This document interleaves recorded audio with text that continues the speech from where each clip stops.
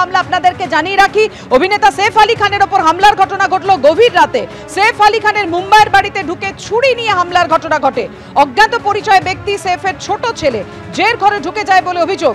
ওই ব্যক্তিকে দেখে চেঁচামেচি শুরু করেন হাউসকিপার আরিয়ামা ফিলিপস।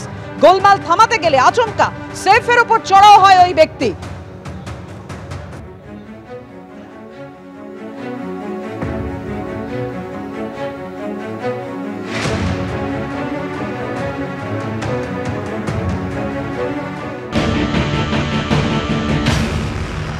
ऑपरेशन थिएटर से हमने आईसीयू में शिफ्ट किया है for 1 day observation.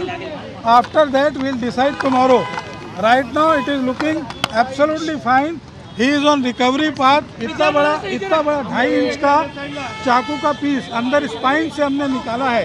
2 other deep wounds on his left hand and one on the neck was repaired by plastic surgery team. The entire surgery was monitored by Dr. Srinivas Kudwa as a cardiologist because of his other conditions. He is completely stable now. He is recovering well and out of danger. एक accused identify हो चुका है। उसने staircase का use किया था, ये पता चला है। उस एक्यूज को अरेस्ट करने के लिए टीम्स फील्ड पर है। वो एक्यूज्ड की मूवमेंट उस अपार्टमेंट में कल रात में ये इंसिडेंट्स के समय पे देखी गई है और उस दिशा में इन्वेस्टिगेशन चल रहा है। গোয়ালপুকুরের 24 ঘন্টা পেরিয়ে গেলেও এখনো 2018 খুনের মামলার অভিযুক্ত যে আসামি সাজ্জাক যে পালিয়ে গিয়েছে তাকে এখনো পর্যন্ত গ্রেফতার করতে পারেনি পুলিশ। আর এদিকে গোয়ালপুকুরের পর ডোমকল আবার পুলিশের উপর হামলা, আবার আসামি ছিনতাইয়ের ঘটনা ঘটল ডোমকলের আলীনগরে। পুলিশ হেফাজতে থাকা আসামি ছিনতাই, আসামিকে নিয়ে এলাকায় তথ্য প্রমাণ সংগ্রহে গিয়ে আক্রান্ত হলো পুলিশ। কথা বলবো, আমাদের সঙ্গে রয়েছেন আমাদের প্রতিনিধি রাজীব চৌধুরী। রাজীব, গোয়ালপুকুরের পর আবার ডোমকলের ঘটনা ঘটলো, বারবারই আসামি ছিনতাইয়ের ঘটনা ঘটছে, কেন পুলিশ সতর্ক নয়?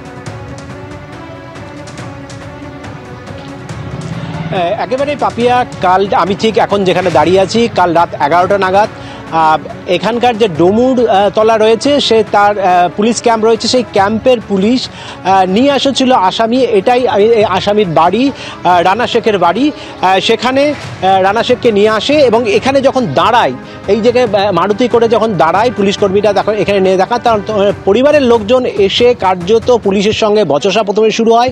একেবারে তারপরে স্থানীয় সূত্রে আমরা যে জানতে পারছি পুলিশের উপর আক্রমণ করা হয় এবং এই ফাঁকে চারিদিকে প্রচুর মানুষজন জমে যায়।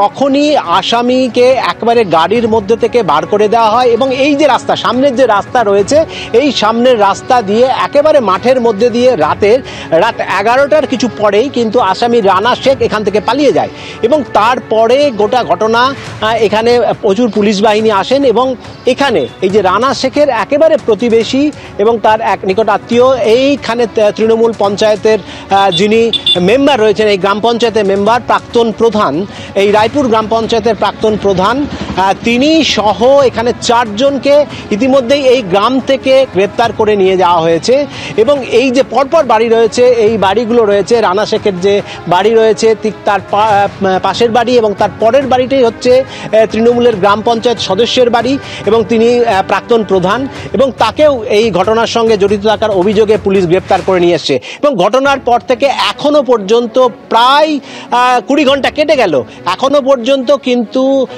ফেরার রানা শেখের কোনো খোঁজ নেই এবং চারদিকে পুলিশ এখন তল্লাশি শুরু করেছে এবং তারা বিভিন্ন জনকে বলছেন যে রানা শেখকে পুলিশি হেফাজতে যাতে ফিরে আসে তার জন্য ব্যবস্থা করার জন্য।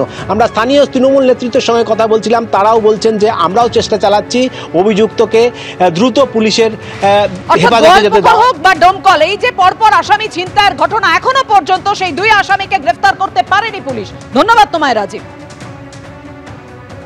আর এই মুহূর্তে যে খবরের দিকে নজর রাখবো, সৈফ খান আলীর ওপর হামলা। সৈফ খানের ওপর হামলা আপনাদেরকে জানিয়ে রাখি অভিনেতা সৈফ আলী খানের ওপর হামলার ঘটনা ঘটল গভীর রাতে।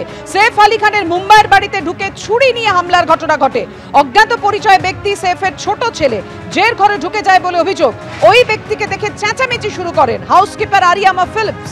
গোলমাল থামাতে গেলে আচমকা সৈফের ওপর চড়াও হয় ওই ব্যক্তি।